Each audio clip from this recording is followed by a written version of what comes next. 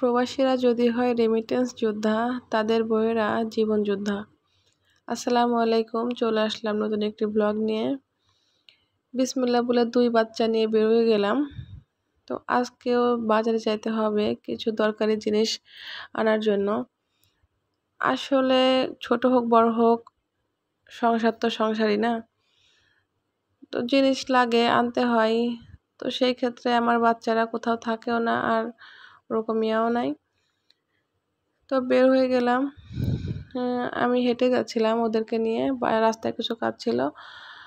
তো এখান থেকে এটাকে কি বলে, একটু কুড়মুড়ে নিয়ে নিলাম। তো আমার মেয়ে পছন্দ করে নিমকি, ওটা নেই, তো ওইটা নেওয়া হলো না। তো এখানের থেকে নিয়ে আবার হেঁটে চলে আসলাম সবজি বাজারে। সবজিগুলো আসলে দেখতে অনেকটা ভালো লাগতেছিল, শীতের সবজি।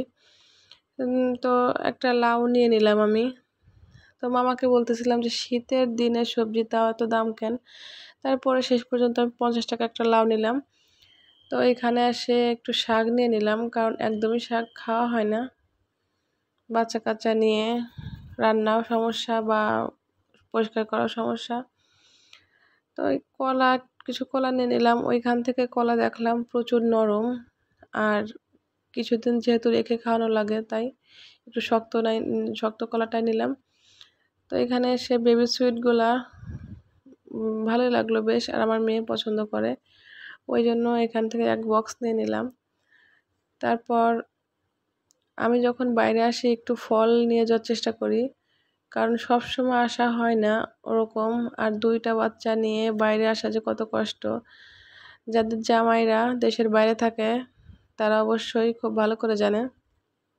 আসলে ওর বাবা যখন দেশে ছিল তখন বুঝতামই না বাজার করা বা এগুলা কত কষ্ট।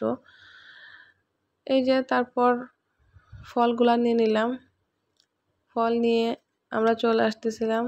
তারপর একটু গ্রসারি আইটেমের মধ্যে ঢুকলাম, মানে দোকানে।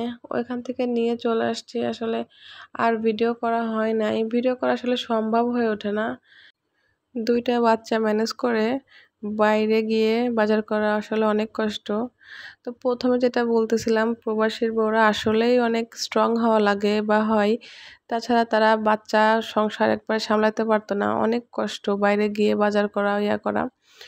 তো এই যে একটু দেখে নিলাম কি কি বাজার করছি। আসলে বেশি কিছু না তেমন, কিন্তু 2টা বাচ্চাকে নিয়ে এগুলা করা অনেক টাফ।